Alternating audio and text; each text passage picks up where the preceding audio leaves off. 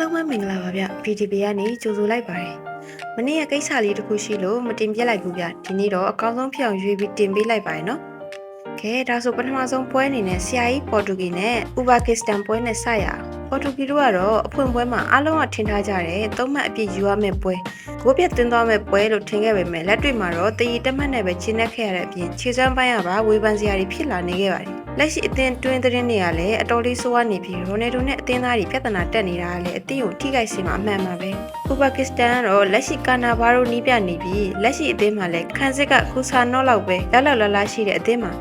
ပေါ်တူဂီတို့ကတော့ဒီနေ့ပွဲမှာဘော်ရီကြီးနှလုံးတရည်နဲ့ကိုပေါင်းကြီး၃လုံးတရည်ကြီးမှာကျွန်တော်အမြင်ကတော့ 2C ဒါမှမဟုတ် 3C လောက်နဲ့ပဲအနိုင်ရရှိသွားမယ်လို့ထင်တယ်ဗျ။ဒါကြောင့်မို့ပေါ်တူဂီနဲ့ဥဘကစ္စတန်ပွဲ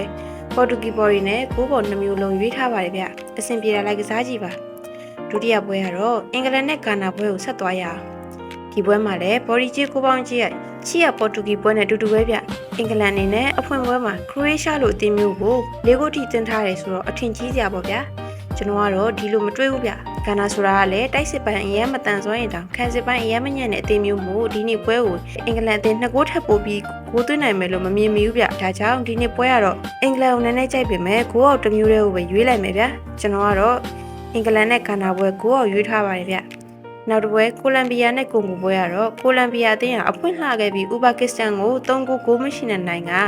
3မှတ်အပြည့်ယူထားတာကြောင့်ဒီနေ့ပွဲတရီတက်မှတ်ရရင်မဲ့နောက်တစ်ဆင့်တက်နိုင်မှာဖြစ်လို့ဖိအားအရင်မရှိပါဘူး။ကွန်ဂိုကလည်းအဖွင့်ပွဲမှာပေါ်တူဂီကိုအံ့အားသင့်ပွဲတရီတက်မှတ်ခွဲယူနိုင်ခဲ့ပြီးအသင်းလိုက်ဖွဲ့စည်းပုံအတော်မှာကျော်တဲ့အသင်းမှာဒီနေ့ပွဲမှာတော့ကိုလံဘီယာတိုက်စစ်လူးဝစ်ဒီယက်နဲ့ဝိုင်းရင်တိုက်စစ်မှုဟာမတ်တို့ကဥဆောင်လာမဲ့တိုက်စစ်လမ်းကြောင်းကိုမိနစ်60အပြည့်ခုခံနိုင်ပါမလား။ကျွန်တော်ကတော့ခြေစွမ်းထက်နေတဲ့လူးဝစ်ဒီယက်ဟာမတ်တို့ရဲ့တိုက်စစ်ကပဲဒီနေ့ပွဲမှာအကောင်းဆုံးလုပ်ပြနိုင်မယ်လို့ယုံကြည်ပါတယ်။ကိုလံဘီယာနဲ့ကွန်ဂိုပွဲကိုလံဘီယာဘော်ရီကြိုက်ပါတယ်ဘော်ရီတစ်မျိုးတည်းကိုပဲရွေးချယ်ထားပေးပါတယ်ဗျနောက်ဆုံးပွဲပနာမာနဲ့ခရိုအေးရှားပွဲကတော့တူတူနဲ့လူကြီးမပြောတော့မယ်ကျွန်တော်ဒီပွဲမှာဂိုးအောက်တစ်ချောင်းနဲ့ပဲကြိုက်ပါတယ်ပနာမာနဲ့ခရိုအေးရှားပွဲဂိုးအောက်ကိုရွေးချယ်ထားပါတယ်ဗျဒီနေ့ကျွန်တော်ရွေးချယ်မှုတွေကတော့ပေါ်တူဂီနဲ့ဥဘကစ္စတန်ပွဲပေါ်တူဂီဘော်ဒီနဲ့ဂိုးဘော်အင်္ဂလန်နဲ့ခန္ဓာပွဲဂိုးအောက်နဲ့အင်္ဂလန်ဘော်ဒီကိုလံဘီယာနဲ့ကွန်ဂိုပွဲကိုလံဘီယာဘော်ဒီနဲ့နောက်ဆုံးပွဲခရိုအေးရှားနဲ့ပနာမာပွဲဂိုးအောက်တို့ပဲဖြစ်ပါတယ်